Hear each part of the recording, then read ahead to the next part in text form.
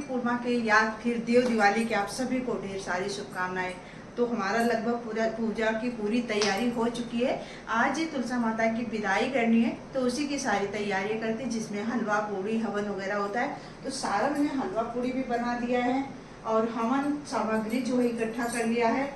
और अब बस पूजा पे बैठना है, क्योंकि सारे काम करके ही आपसे मिल रही हूँ।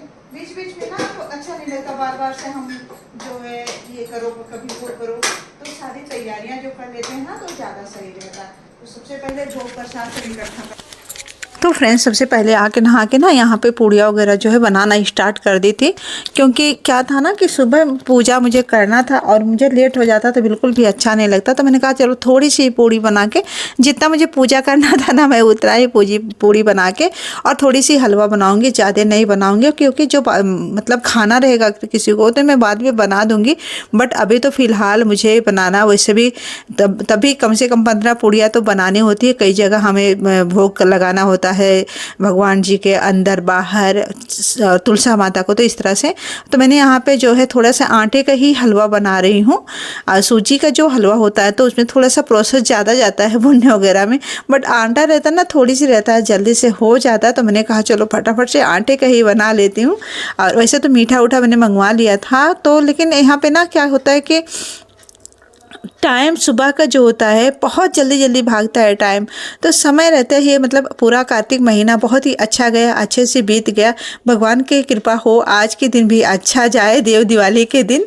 तो यही भगवान से मैं प्रार्थना करती हूँ। और सबका दिन, सब लोग पूजा तो किए होंगे कार्तिक माह का, तो सबका भगवान शुभ करे, मंगल करें। और मेरी सारी तैयारियां बड़ी अच्छी अभी तो चल रही है।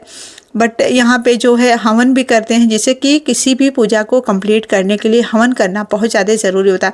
कई लोग तो पंडित जी को भी बुलाते हैं, लेकिन जानते हो क्या होता है, पंडित जी को बुलाने में बहुत ही टाइम लगता है और कई बार तो पंडित जी भी नहीं मिलते हैं यहाँ पे। तो मैं क्या करती हूँ ना, मैं ज़्यादातर हवन वगैरह खुद कर लेती हूँ। मैं इंतज़ार नहीं करती हूँ कि मतलब पंडित जी मिलेंगे तब हम करवाएंगे, ऐसा बिल्कुल भी नहीं है। मैं क्या करती हूँ ना, पहले मैंने किताबों में सारी चीज़ों को लिखा रहता कि कैसे क्या करना होता है, तो उन्हीं किताबों के माध्यम से मैं अपना जो है हवन वगैरह कर लेती हूँ। और भगवान जो होते हैं भाव के भूखे होते हैं, सामान आपके गिफ्ट के भूखे नहीं होते हैं कि आपको ये करना है आपको होता है। मैं तो कहती हूँ कि जो अच्छा कर्म है इंसान को फटाफट से कर लेना चाहिए, लेकिन जो बुरे कर्म होते हैं ना उसको 10 बार सोच के ही करना चाहिए, नहीं जहाँ तक पॉसिबल हो कि नहीं करना चाहिए। गंगा स्नान के लिए नहीं जा पाई थी कि मेरी बुआ घर पे आई हैं, तो मतलब अब घर पे कोई आया, उनका नाती बीमार है तो उसके लिए आई हैं। तो मैंने कहीं नहाने के लिए नहीं गई, तो घर में ही यहाँ पे मैंने एक जो है टब में पानी भर लिया है और इसमें मैंने फूल वगैरह डाल दिया है और जो दिया है इसी में लगा दूंगी और इसी में मैं फील करूँगी मैं हम गंगा जी में स्नान करें या फिर दीपदान करें। तो गंगा जी में ही मैंने यहाँ पे दीपदान कर दिया है और इसमें फूल वगैरह हमने सजा दिया है। और गंगा जी का जो यहाँ पर मैंने भर दिया था ना, इसमें गंगा जल डाल के अब धूप दीप फूल पत्तियाँ जो भी है यहीं पे मैं इसमें पूजा कर लूँगी। फ्रेंड्स, ये होता है कि आप मानसिक रूप से बहुत सारे पूजा कर सकते हो, लेकिन मन में वही विचारधारा होना चाहिए कि आप कहाँ पे हो, क्या कर रहे हो। ये चीज़ अपने मन में आप बैठा के करिए। वीडियो बनाने में थोड़ा सा मुझे डिस्टर्बिंग तो होता है, लेकिन जो मेन वीडियो होता है, मेन चीज़ होता है, उसमें मैं वीडियो नहीं बनाती हूँ। जैसे कि मैं अभी भोग प्रसाद कर रही थी तो मैंने वीडियो बनाया है, लेकिन जब मैं किताबें पढ़ूंगी जैसे कि होता है पाठ वगैरह जो करूँगी, उसमें हमारा कैमरा बिल्कुल बंद हो जाता है। और जब मैं हवन करूंगी तो उसमें भी कैमरा बिल्कुल बंद हो जाता है। जब तक मैं भोग प्रसाद यहाँ पे कर रही हूँ ठाकुर जी को, तभी तक हमारा जो है कैमरा ऑन रहे। यहाँ पे दिया हुआ जो भी जलाना है इसे कर देना है, क्योंकि आज तो बहुत सारी चीज़ों का भोग, जैसे कि बारात आती है तो सारी चीज़ें होते हैं फ्रेंड्स, उसी रूप से करती हूँ। तो सबसे पहले हमने ठाकुर जी को जो है दीप जला दिया, क्योंकि जब किसी भी पूजा पाठ का जो है दिया होता है फ्रेंड्स, वो साक्षी होता है कि आपने ये कर्म किया। जैसे आपने किसी को किसी चीज़ के लिए गवाह बना के रखा होता है, तो उसी तरह से दिया भी होता है। तो कभी पूजा स्टार्ट करने से पहले दिया ज़रूर जला लें। और मैं तो हमेशा मतलब पूजा स्टार्ट करने से पहले दिया जला देती हूँ। उसके बाद ठाकुर जी को स्नान करवाया, और जब स्नान करवाती थी पानी का काम था, मैंने यहाँ पे जो है कैमरा बंद कर दिया था। और फिर उसके बाद आंवला है जो है सिंगाड़ा भी मंगवा लिए थे। माता का श्रृंगार का जो चीज़ें होते हैं वो मंगवा लिए, क्योंकि विदाई जब होती है ना तो माता को श्रृंगार की चीज़ें दे के विदा करते हैं। मिठाइयाँ ज़रूर खिलाते हैं, साथ में कुछ फल रखिए। और मैंने यहाँ पे खीर पूड़ी भी जो है हलवा पूड़ी भी बना लिया है। माता को जब सारे काम कंप्लीट होते हैं, सब मुंह मीठा करवाते हैं, तो मैंने माता को भी, ठाकुर जी को भी मुंह मीठा करवा दिया है। श्रृंगार की चीज़ें भी यहाँ पे हमने अर्पित कर दिया है। अब चीज़ें आगे की स्टार्ट होंगी। जैसे कि मैंने यहाँ पे माता के लिए जो साड़ी लाई थी, जो विदाई वाली साड़ी होती है, उसे माता को हम यहाँ पे उड़ा देंगे।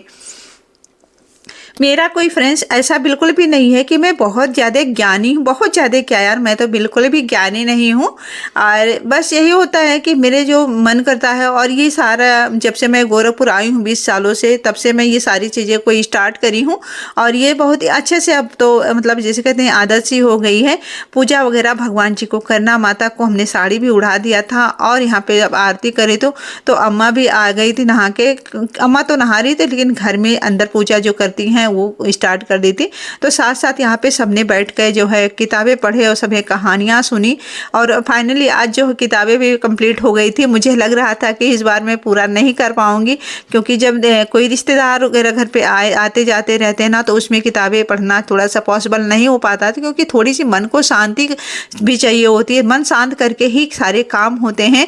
तो मतलब कई बार मेरा छूट जाता है। और हवन वगैरह सब हो गया है। माता तुलसी को भोग प्रसाद सब कुछ हो गया है।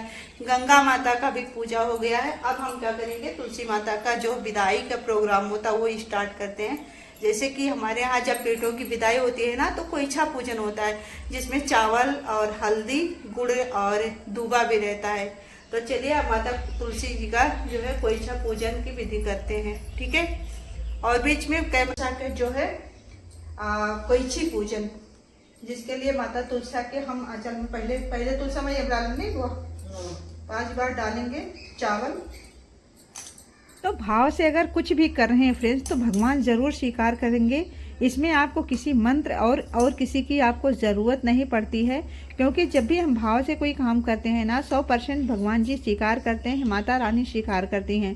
तो मेरे अंदर बस वही रहता है। मैं बहुत ज़्यादा नहीं सोचती हूँ। अच्छा कर्म करने वाला चीज़ जो होता है, मैं ना किसी से पूछती हूँ और ना ही बहुत ज़्यादा मैं सोचती हूँ। ले लेंगे ऐसे, बस उसे मैं कर लेती हूँ और मुझे बहुत ही अच्छा लगता है। तो पहले तो अपने मन को चीज़ें अच्छी लगनी चाहिए, अपने मन को संतुष्टि होनी चाहिए। तो हो गया हमारा जो है कोईछी पूजन का रस्म। इनके सामने आप जो भी बात रखोगे, आपकी बात ये कभी नहीं टालेंगे। और मुझे तो इनकी पूजा करके बहुत ही अच्छा लगता है। और ऐसा नहीं है कोई इसमें स्वार्थ भाव है। अब आपको कभी भी स्वार्थ भाव से पूजा नहीं करनी चाहिए, क्योंकि जब हम कोई स्वार्थ या इस तरह से मैया के गमले को हिला हमारे पूजा में उतना फल नहीं मिल सकता है। मतलब विदाई कर रहे हैं इस तरह से, और गले जरूर मिलेंगे।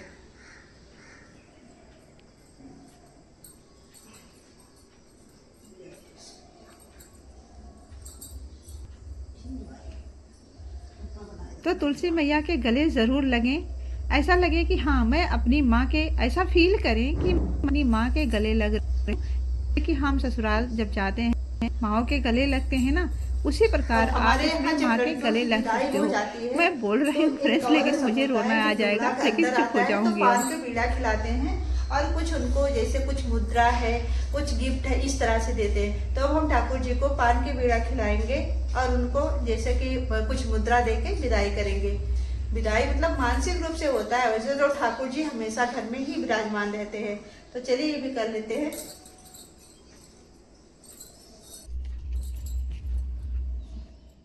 अपने ठाकुर जी को यहाँ पान का बीड़ा आएंगे, जैसे कि हर दूल्हे को खिलाया जाता है।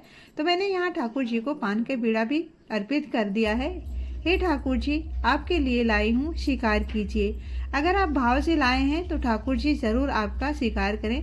कुछ मुद्रा, वैसे तो हम भगवान को कुछ भी नहीं दे सकते हैं, लेकिन रस्म कर रहे हैं तो ये चीजें कर रही हूँ, वरना भगवान तो हमें ही देते हैं। हम इनको क्या दे सकते हैं, हमारी कहाँ औकात है कि हम भगवान को कुछ दे सकें। क्योंकि इसे खोलेंगे ना तो काफी माता अपने स्थान पे कैसे रहेंगी। तो अब हम इसे खोल देंगे।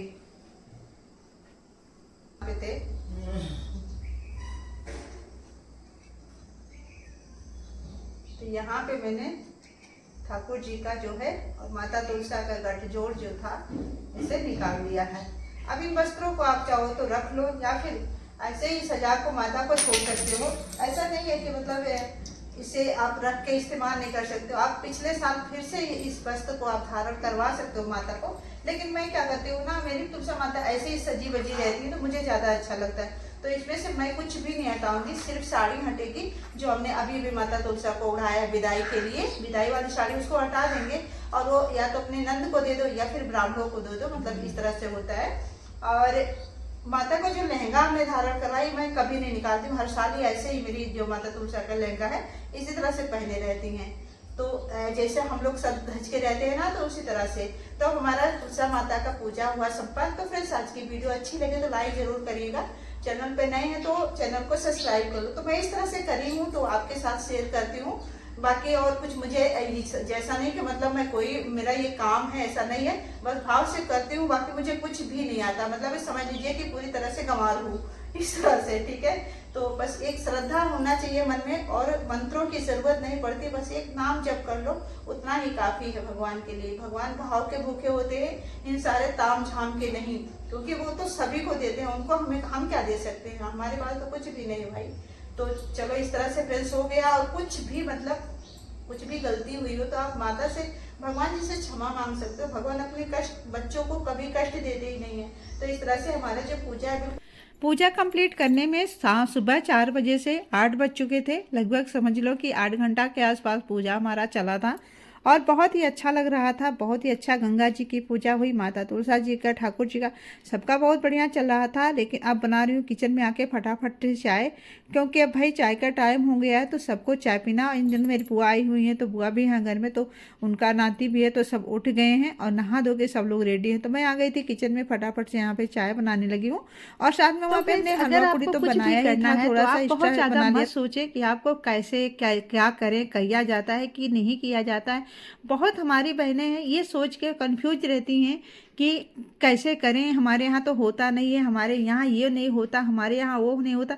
लेकिन फ्रेंड्स, क्या आप कभी ये ध्यान दे रहे हो कि हमारे यहाँ बहुत सारी चीज़ें नहीं होती थी, लेकिन हम अब से करते हैं। तो क्या पूजा पाठ नहीं होती थी तो हम कर नहीं सकते हैं? 100% आप पूजा करने के बाद में बारे में कभी किसी से ना पूछें। जो आपका मन कर रहा है ना, तो उसे तुरंत कर डालो, क्योंकि पूजा पाठ में बहुत ही अच्छी चीज़ है, इसे करना ही करना चाहिए। और इसमें कोई कन्फ्यूजन नहीं होना चाहिए कि हम करें या ना करें, हमारे यहाँ होता है या नहीं होता है। क्योंकि पहले नहीं करते थे तो अब तो कर सकते हैं ना। तो आप अब करिए, पहले नहीं किया तो छोड़ दो उसको, पुरानी बात थी उसको छोड़ देते हैं। अब हम भगवान का ध्यान करेंगे, पूजा करेंगे। तो इस तरह से थोड़ा सा अच्छा कर्म जीवन में तो कर ही लेना